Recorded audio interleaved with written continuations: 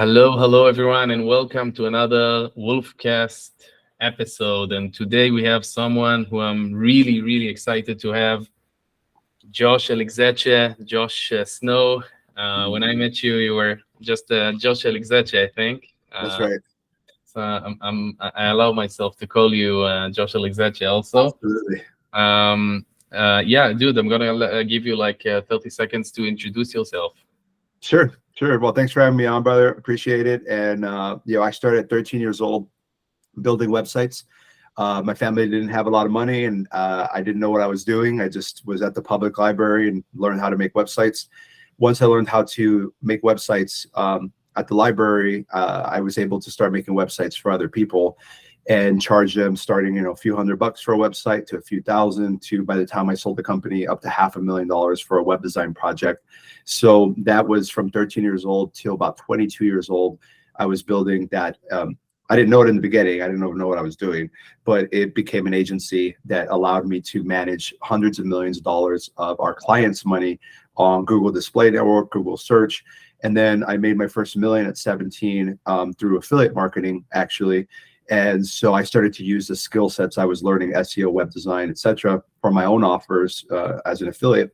I wasn't even old enough to run offers, so I used my dad's name to sign up for some of the affiliate accounts. And that was really a revelation for me. And then after that, I graduated college at 20, and then 22, I sold a couple of my companies. And I was kind of lost for about 6 months, not completely, but trying to figure out entrepreneurially what I was going to do next.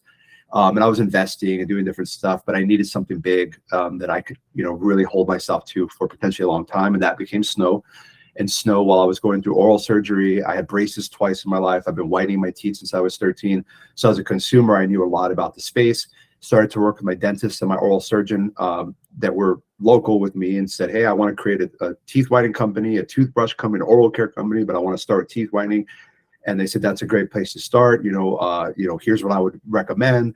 So we just kept going back and forth until I felt comfortable. And 6 months later, launched the first version of Snow, which was a $149 system, first of its type, the first to plug into a phone to be able to power the mouthpiece for our whitening system.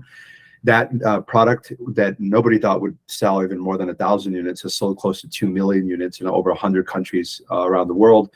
We now have one of the top-selling electric toothbrushes.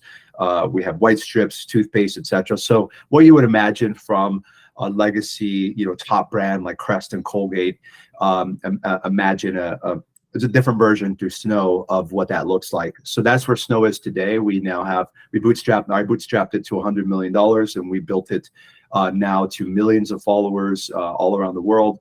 And it's now the leading oral cosmetic brand online, which includes oral care and our oral cosmetic line. So that's Josh Snow, and that's where the Snow name eventually came from as a part of Snow. And I've taken the brand outgrew you.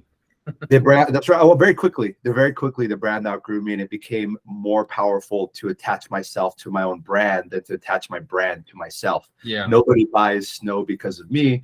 Nobody buys toothpaste because of me.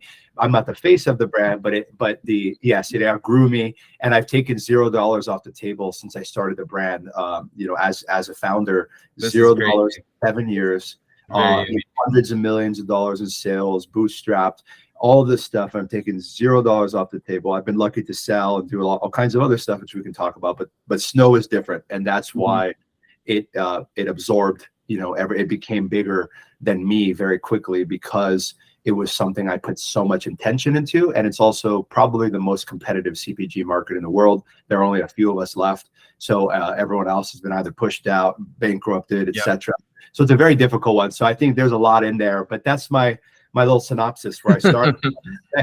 There is a lot to unfold there. So first of all, I think that where we kind of like meet in life is originally where we started in terms of like our families and the financial situation, affiliate marketing definitely, and then we meet each other at conferences and stuff. And I think that I don't know if I ever told you, but dude, I own almost, except from the toothbrushes now, I own every product that you have. I have it here. Like, I'm That's probably one amazing. of the only ones in Tel Aviv, in Israel, that No has. way. Dude, I have the wireless one. I have the wired one. I have everything. I kept Oh the my boxes. I love the branding. Like, I'm a fan of the brand. So I have dude, I have everything. Like, I have the I'm refills. gonna remember to get an address from you. I'm gonna send you some of our about to be released stuff Oh, wow. since you're such a customer. You got all the products. I want to make sure Yeah, you dude, got. I have like the white case and everything. So I It's mean, amazing. so just like I said, I mean, the first time when I invited you on this podcast, I tried remembering like the first time we met, and I think it was the first time I spoke on stage, and it also might have been the first time you were on stage. It was in 2018, pre-COVID, of course, Barcelona. It was Geek Out. And I Yeah, remember I have a very specific, I mean, I have two things that remind me of you, like, when I think of you, that I remember. The first one is, I remember we were at the restaurant, and you were wearing hats back then as well, and I think you were an Adidas jumpsuit, and I remember I just thought this guy has something, like he's very unique. I don't know why. And I also remember the story with the watch. You came out of the hotel back then, and they tried stealing the watch from you or something. I have oh yeah, Remember Barcelona. that? It feels Yeah, like a lifetime ago. that I know. My own home country. They try to rob me there, but it's yeah, it happens. It happens late at night. You got to be careful, and you're walking around with a nice watch. You got to watch Yeah. it. So I mean, since then, like, I'm trying to take this kind of like talk between us outside of Snow, but I'll probably reach Snow at a minute. So I'm like, since then you've been like on stages, you've been featured on Forbes, you've done so much fucking shit, dude. On the outside, I think a lot of people, this is something that I think I had at least 3 or 5 talks about you at conferences. So we'll, hang at like the speaker lounge at Affiliate World or like Grand Society or something, and people would ask me. So on the outside, it almost looks perfect. It looks like you have the perfect brand, perfect friends, perfect life, recently perfect wife. That's right. I'm trying to, like, give me something that would make you human. Obviously you have I everyone love has trouble, getting, the brand up. You have employees. I'm not talking about that. I'm talking about something personally. Like, personally, I encountered so many difficulties when I grew. Like, for example, I outgrew my friends, so what has been like your biggest such challenge in your incident, personal man. life? You got to imagine. It's the more that I just turned 30, so 13 years old, 17 years now. I've never worked for anybody else. I've always built my own businesses, not because I didn't want to. That's what I was doing. And so for me, there were a lot of so many challenges. And I think recently, the last few years, there's always that callback. Like when I was building Snow, there was the imposter syndrome. There was what I call it, the Wonder Boy or Wonder Girl syndrome, which is kind of like superhero, like you said, perfect super. What is Josh going to do next? It's got to be big. It's going to be crazy. So there was that pressure of like, what am I going to do next? Is it going to be big enough? Is it going to be quote unquote good enough for the purpose that I believe I'm put on this earth to provide? And how do I deal with the cognitive dissonance while I'm working on something when things become difficult? Because that's the thing with something like Snow and any of the businesses, right? We sold the business last year in the affiliate space, and that was a huge win, a huge success for us. And we sold a couple of the brands with my various partners throughout the years. And what I've learned is that one, couple of things. So money buys happiness. Well, having Maslow's hierarchy of needs, food, shelter, security, having those on repetitive security for you and your family are the most important, but it comes down to your internal acceptance. So as entrepreneurs, some of us in this world are blessed and equally cursed, depending on how we utilize that drive inside of us that doesn't accept the status quo as what it is today. We can't help but try to mold and add value perhaps to the future as a creator, as an entrepreneur. And that creates a lot of internal pressure. There's a lot of internal dialogue of connecting your self-worth to how much money you made in the day, how much did this brand make, how much did Snow make, where are we at here? So on a daily basis, you're constantly, without even knowing it, subconsciously comparing yourself against your stats dashboard and against your CTR, your conversion rate, your lifetime value, what an employee said about someone else or about you, or what your partner said. Or there's just this constant dialogue. And what that comes down to is that entrepreneurship can be very lonely.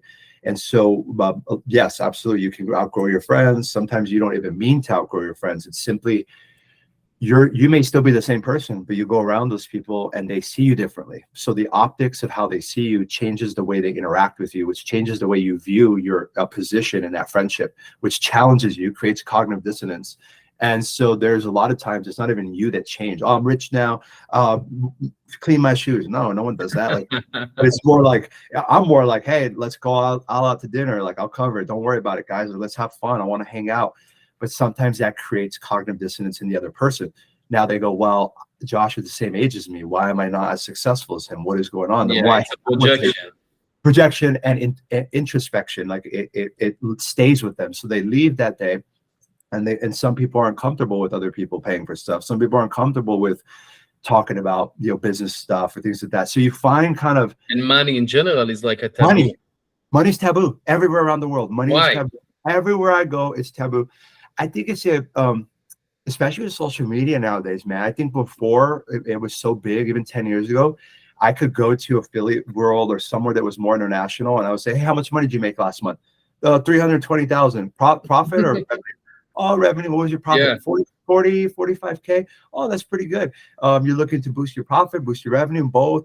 And it was like fast and easy. You could like, what offer are you running, Maor? Oh, I'm running debt consolidation. This is what I'm getting paid. Okay, cool. It was very open, even though it's still somewhat closed and like the share like URLs and landing pages and stuff, but they would kind of share optically. Now I think the social media has created this inversion of pressure where you have to keep up what is seemingly, just like how you mentioned, this perfect representation. That is, I actually asked someone, I was at Nick Shackelford's house. He was running an event a couple of weeks ago, and I had some buddies that I met for the first time in person. Not first time, I haven't seen them in a while. And there's a couple of people I met for the first time in person. There was like 40 people there. And I was asking a couple of them, hey, how are you doing? How's it back at home? We're just talking. And they go, Josh, it's interesting. I didn't expect you to be as tall when I met you. I didn't expect you to be as witty and kind of funny and just want to joke all the time, which you and I do all the time. Like, that's just kind of, I love to have fun. So, and they said, yeah. And I said, well, what was the representation of me before you met me? So you're coming to meet Josh, I'm going to be here. What were you thinking? Do you think I'm an asshole? Do you think I'm a smart ass? Do you think, I'm a snobby guy? Do you think I'm a know-it-all? Like, what is it? You're not going to hurt my feelings, because it's really important to ask. What did they say? Yeah, you got to see that, because you go, oh shit, if I'm just posting party pictures on my Instagram, then people think this guy's partying, and I don't necessarily maybe want to partner with him right now because he's going to do a party phase. So how you represent yourself may not even be a true indication. So back to some of the struggles, I would say one of the biggest things, and my fiance has been a huge help in motivating me to work on the self-care piece, because I think that's a piece that we neglect as entrepreneurs. Once I sell this company, I'll lose weight. Once I sell this company, I'll do therapy. Once I do this, I'll do this. And money's taboo, so you kind of have to, then it doesn't have to be. In my friend group, I force it to be talked about, because we don't have to just talk about business at dinner. But hey, man, if you are losing money last month and that's what's on your mind, yeah, if you want to escape it, but I don't want to talk about it, let's just have fun tonight. Okay. But if you go, hey, you want to have coffee in the morning, you one-on-one, and let's talk about it as friends, I've learned to open up that dialogue, because people get really lonely. They go through this pain and stress, and then they look at who is there for them in those moments. And a lot of times we don't give people an equal opportunity to be there for us, because one of my struggles was asking for help, so asking for what I want. So growing up, you felt like you climbed such a tall tree in terms of the perception of people of you, like, and then how can you ask? It's the same kind of like place when you said, okay, what's the next big thing? It has to be big, Yeah. It was a lot of pressure, and then the people around you go, there's almost like an inversion where people go, well, I'm not going to offer you help, Mayor, because based on what I see, everything's going perfect. So I'm not going to, I'm not going to check in on you because you're in the Saint-Tropez on a yacht. Why would I check on you? So it does distance you if you're not careful with it. And I have friends that have built businesses for 10 years straight, then not made friends, kind of stayed siloed. And then now they try to come out to make those friends. And it's difficult, even more Very difficult. So I've learned that, like, going to conferences along the way, meeting friends like you, and staying in touch, and knowing that I'm not crazy, I'm not different, there's someone else that thinks like me, similar, I'm not alone. So conferences were really useful for me, which is why I created Powerhouse with Lo Silva. We created our own mastermind. Nick has a mastermind. There's never enough. There's never enough, because people find their own flavor.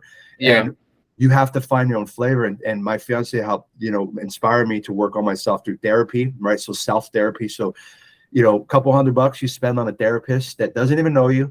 They don't know about business. They don't know anything about that. They're not a success coach. They're just like, Mayor, how was yesterday? You had that big meeting. How was that? It was really good, but I kind of felt like they didn't really pay attention to me while I was, pitching to them, and it kind of bothered me. Oh, well, let's talk about that. What made you feel that you weren't, being heard to? And you start to break this down, and you find that a lot of it comes from childhood. A lot of it comes from childhood programming. And so when you're programmed to, even if you have a lot, you're a billionaire family, that's not your billion, that's your dad's billion. So now you're like, I have to build something like my dad. I have to build so no matter where it is, you have this internal dialogue that matures with you. But what happens is that even though you make $100 million, that child still needs to mature. Yeah. That piece for me has been the longest struggle, has been staying present, celebrating the small wins, not just the big wins, not attaching my self-worth to how much money our businesses are making each day. All of these things that you continually have to work on to preserve your safety in your mind, and to focus on balance.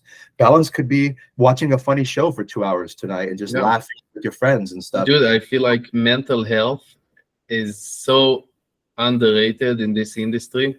I agree. Until it pops, and not pops, even explodes. People outside of the industry do not understand that you can be on a yacht, in Saint-Tropez, and be completely depressed in, like, you feel like you're burning from the inside. You want to die. You're holding yourself from doing You something. feel like an imposter. Yeah. You It's feel like very an hard. imposter. But I'll tell you this, look, the last few years have been the best years of my life. And I have never been happier overall than I've ever been today. And I think it's taken those hard discussions, my discussions with my friends, my fiance, my partner in life, my business partners, and really you have to understand yourself. You have to understand your triggers. And you look at suicide. Over 70%, or I think it's like 74%, are male. Not that female suicide, they're both equally important. But I think there's a stigma for all people. But I think for entrepreneurs, men and women, and like you said, being on a yacht, you're at this business convention, you're speaking here. Along the way, I look back and I go, golly. And that's one of the reasons why I wanted to create Powerhouse and put all of our education online for free, and just open up the door, and to have conversations like this, like what you're doing, where it's not just, hey, how did you get your conversion rate higher? Give me 3 tips. Which is like, it's like, hey man, you know what? Go to betterhelp.com or Talkspace or one of these places. Sign up. Don't even tell anybody. Just sign up. Do one call next week.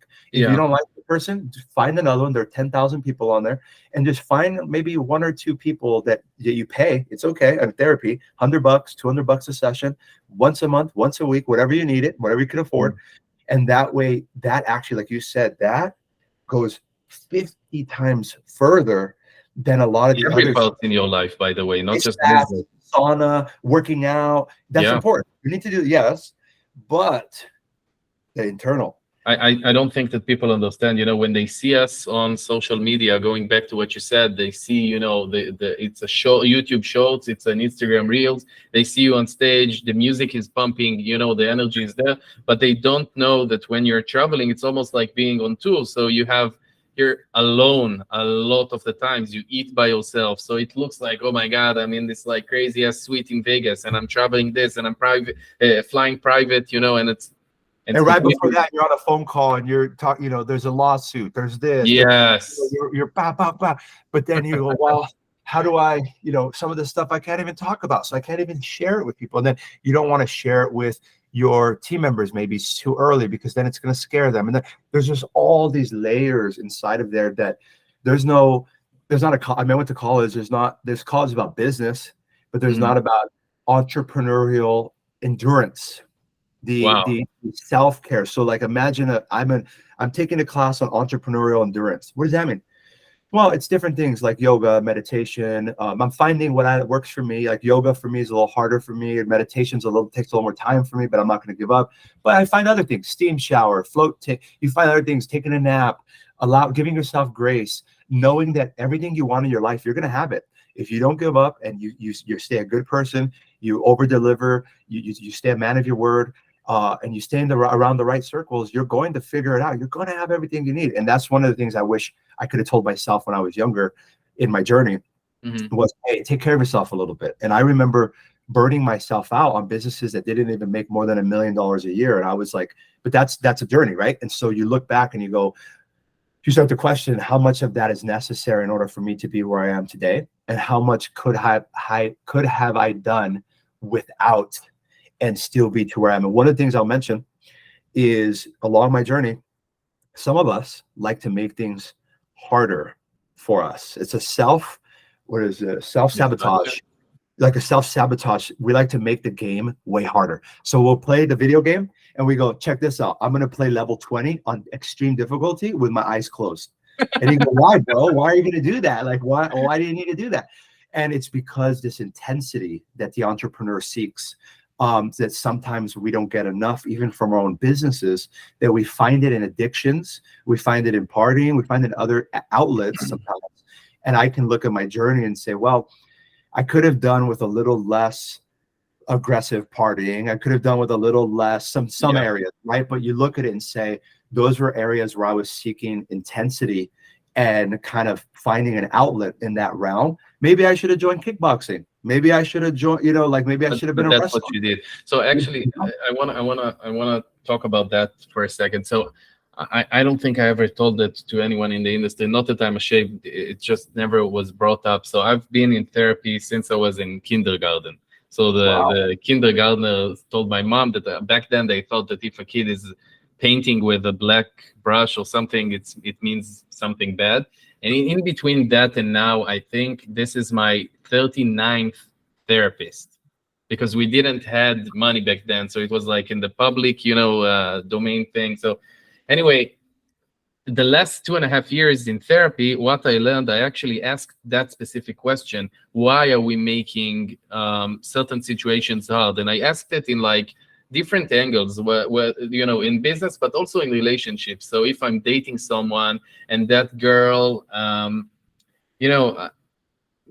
her last relationship, she had nothing, and now she has everything financially, let's say, that I have to offer. And why is she making it hard financially? Why does she keep on demanding things? Why is she keeps on raising the bar and creating like fights over something that she didn't have anything close to at the last relationship? And what I found out, and this was like my therapist's theory, is that all of us, we have at least one field in our life where we don't really feel like we deserve, or we believe that we deserve that. Meaning it's kind of like a cycle. So if I don't believe that you and me can be friends, I'm gonna self-sabotage, I'm gonna raise the bar, I'm gonna create more borders and create situations where we either fight, I'm gonna talk bad about you, I'm gonna badmouth you, I'm gonna trash talk you, I'm gonna do things that are going to create that engagement between us. And and it's validating too. It's validating. It's like I think you're right. It's an addiction to the first of all, you saying third therapist, that gives me even more strength when I talk to some guys, because I happen to be, I'm still on my first primary therapist, and it's everyone's different, right? Some people I'll recommend just to guy friends. I'll be like, yo, based on what I'm hearing, bro, like after dinner last night, I just want to recommend this to you. It's been helpful for me, because you got to kind of figure out how you recommend it to a And friend also, without thinking, let me tell you, after like 34 years of recommending, okay, some people, and I would say even 60% of people, they abuse it. So what they really? do, they would go to the therapist, or they do it. They do the same thing with personal development seminars and stuff, and they would use it to reinforce whatever's fucked up with them. Oh my gosh. Or they see the therapist as almost like a judge. Another judge in their life that they don't feel deserving, that they have to prove themselves to, and keep Yeah. the image. I think it all makes sense because there's a cycle of, I remember like, okay, I used to sit in high school in algebra class and I would sit there and write, because I had issues growing up in terms of being a class clown. So I was always making jokes. I would get horrible grades growing up, and my teachers all the time, they would pull me aside and say, if you just would focus, or you just would do a little bit, you're so smart.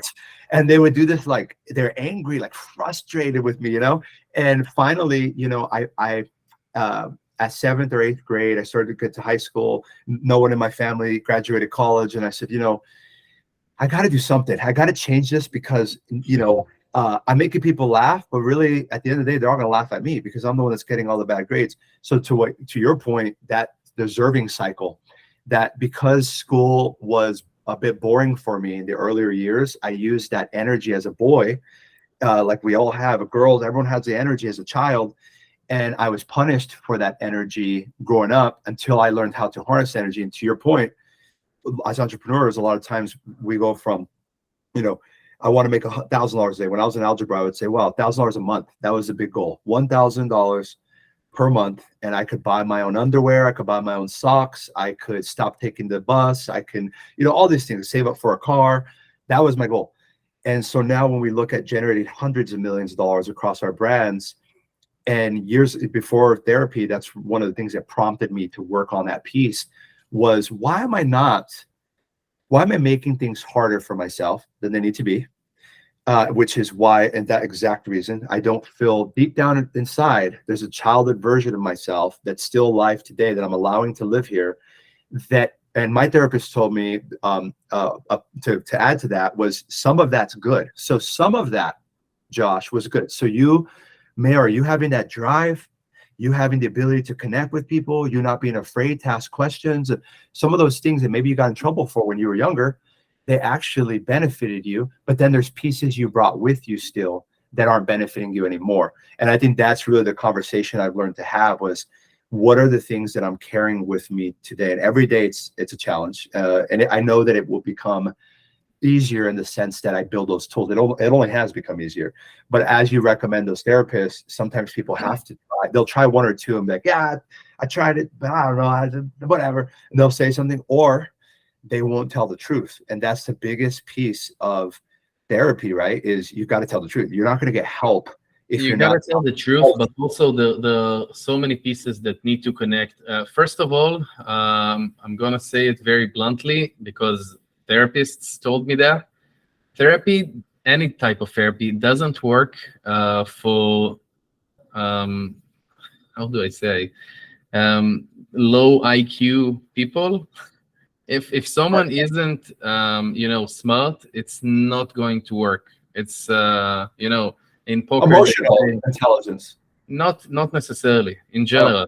In IQ. general, yeah, they're just gonna go through their day to day. They're not gonna do the deep work that it takes, and also that person needs to want it. If you're convincing, you can be the best sales guy of Yeah. therapy, and and then there's the connection to the therapist and lots of other stuff. But I want to go back to two things. First of Yeah. all, it was funny when you said that you were at Nix, and then and they told you that they didn't know that you were that tall, and I thought to myself, here's another sentence that I am not going to hear probably, or I'm going to hear, but it's going to be like the opposite one.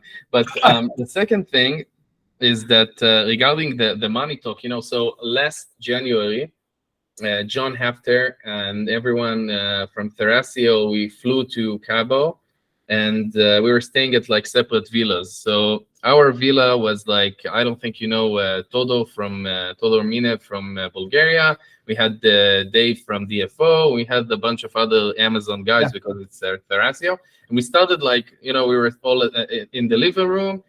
And we started like a conversation about money and why is it taboo? Why, like, because I started asking, questions. This guy has an agency. This other guy has an agency. What's going on? And I told them, I told them, and I told myself, it's so fucking weird because this is much more complex now with social media and everything that you said, that it's not just like that it's taboo. It's much more complex because people won't talk or say how much money they have or they're making, but they will tell you about the new Rolex that they bought. They will take some photographs at like high-end luxury resorts and restaurants, which is exactly like saying that. And I don't know, like, it's not like you can take whatever, like if the guy tells me that he has 20 clients or 200 clients at his agency, it doesn't mean that I can take them or do something with that. So I honestly don't.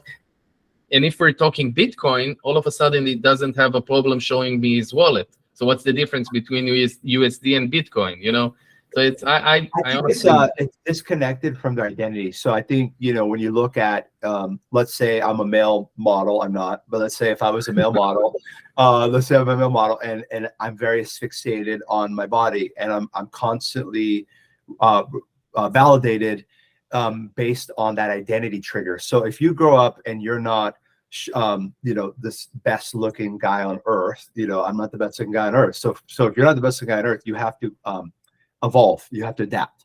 So as a man, if you're not born with a purpose, you've got to find that purpose and you've got to become your sexual mating value as high as possible in the village. So in order to do that, you use status symbols to indicate at an instant for a woman to designate. Birds do this, peacocks do this, they create a nest and they make it all sexy and they bring the girl over and they sing. What's the difference, man? And so I think there's an aspect to identity that if I'm known for my 8-pack abs and my perfect tan skin, and in my case, having a white smile, I run a teeth whitening business, right? So that's part of my identity. And something I learned with having teeth, right? It's like if you're a plastic surgeon's wife, they're going to look at your wife because you're a breast augmentation specialist, they can't help but think about what is the work, the Mona Lisa that you have at home that you have. Did you decide to leave the canvas bare and untouched because there's something special about that because you do that all day? So there's just like a lot of fascination, right? So I think when it's tied to the identity because of social media, like your point, Bitcoin is a experimental identity tie. So it's safe because everybody's experimenting with it. So AI, things like that. So it's everyone knows that everyone's new to AI. So talking about it doesn't destroy my image or challenge or threaten my image perception based on what I believe I'm putting out there. That's why I like to ask, and this is important, everyone should ask this, what are you hearing? Hey, friends, look at my Instagram. What would you think of me? Or when you did it before you met me, be honest. What are 3 words that you thought? Asshole, smart, whatever it is, just say it. And then if they say that, you should use that because that is telling you the signals that you're sending. Are they connecting? Oh yeah, for example, we work with Floyd Mayweather with Snow, right? And so one of the things when we work with him is we're running ads to his account, whitelisting, and so we got to see the messages for his fan page that were coming through on Facebook. And, we didn't open them necessarily, but they're coming in, hundreds an hour or whatever. And so one of the team members brings up like, gosh, it's crazy. I was sitting there setting up ads and I was making some settings changes and I saw the messages coming in. It was like money, money, money. Can you give me money? Can you give me money? Can you give me money? And we've managed, hundreds of celebrities accounts, and it's different for every single one. So if someone puts out sex sells, that's kind of what's going to be in the inbox. If it's something that says money, money, money, they're going to ask for money, money, money, money. So what I learned through that in proxy was that if it's tied to your identity, like if you're known for having full makeup, all your pictures are full makeup, full hair, full outfit, then all of a sudden you're going to the gym you're going to put makeup on because what if you run into some, what if they take a picture and post that, tag me, and someone sees and it shatters my image. So they're made up. And what I realize is it's all bullshit. What I realize is all fucking bullshit. It's made up by you. Like you said, the signals you send out are what you're receiving. It takes an hour to clean up your Instagram feed, kind of tweak a few things, change your bio, say what you want to be 2 years from now today that's positive and manifesting, and it'll help you. Because if not, people go to your Instagram, they look at your bio, they don't know how to service you, they don't know how to help you.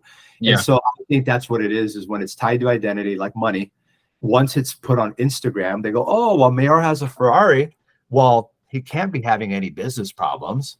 And so that's dangerous, because then it leads to that isolation, the depression, the burnout. So what freed me from exactly what you said is really understanding that it doesn't really matter how I talk, what I do, what I wear, what I say. At the end of the day, people are going to have something bad to say about that, So if you dressed really high-end clothes, they're gonna say that you're like a snob and blah blah blah blah. And if you dress really poorly, then you're a poor person. And so people have. Is he really doing that well if he has a hole in his shirt? Yeah. So you can't win.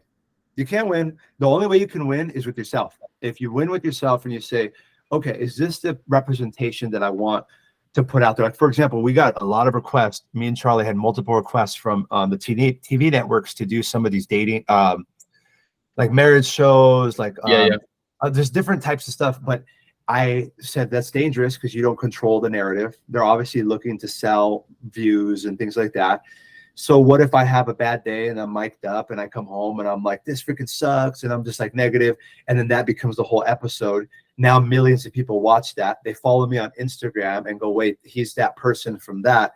And so that was a fear in that moment that was very real, and instead chose to partner up with Going Public, which is our TV show with Entrepreneur.com and upcoming Wall Street Journal. So that's different. We're taking companies public. We're profiling those businesses. They get to learn a little bit about Snow, a little bit about me, but then they get to come and make their own representation of it. But it's up to you how their representation, and you can change it literally in a week. Like you said, you can tweak it. I split tested different things. I wear $10 shirt and then $1,000 shirt or something, and just see kind of what comes from that, and there definitely is status symbols. The thing is, do they work to an extent? They certainly do. When you show up to a hotel with a Bentley or a Rolls Royce, they call you sir. Oh, sir, can I help you with your bags? Even if you're 12 years old, they'll call you sir, because there's a status symbol that requires a response in our society. And so I think the more you understand that simulation thinking, we are what we are. We spend more than 50% of our day on a screen already. So we're virtual beings, which means that we create these avatars, like in the old games, the Sims and stuff. We create this avatar and we forget that we can change the hair. We can change the hat, and we're still in the game. You know what happens to me if I show up in a Rolls Royce? What? They're gonna ask, who are you picking up, sir? Yeah, park over here, sir. The driver's park over here. Anyway, listen, you and me have definitely a lot of things and topics to talk about, and I want to tell you that I love you, dude. And I'm happy that you are in my life, and we're celebrating kind of like our fifth or sixth year that we know each other. And I'm definitely gonna have you on another time when you have the time. And am I gonna see you in Affiliate World Barcelona? Potentially. I'm gonna try to get out. I'm gonna try to get out a little bit more over the next year. So we're getting married next year, so I'm doing wedding planning, and so I'm a little busy with that stuff. But I love to travel. I love to get out and meet people. I make it all work. And you're someone that I look at. God willing, 50 years left to do what, or more, ideally more, to be able to keep doing what I'm doing. And you are someone that I definitely, want in my corner, and you have always been in my corner, and you've been and also this topic and the way you set up this show, I give you a lot of credit to, because I've done probably hundreds of podcast interviews, and I actually enjoy the opportunity, and particularly because you and I are close, but there aren't those opportunities many times to share kind of what we shared in this call, where it wasn't, you know, there's all kinds of content. You got all kinds of content. I got all kinds of content. There's all kinds of tactical stuff out there. But I believe that there was this type of moment for me when I heard someone else say, oh, wow, Maor and Josh go to therapy. Oh, it's not a weak thing to do. It's the strong thing that empowers you. Oh, wow, they're so cool. And I thought everything's perfect. Nothing's perfect. Everyone goes through their struggles, but it's not without being conscious of that. And so I appreciate you creating this format, and I'll be happy to be on as many times as you'll have me. Dude, love you. Thank you so much. Thank you. Thank you. Talk to you later. Bye-bye. Bye.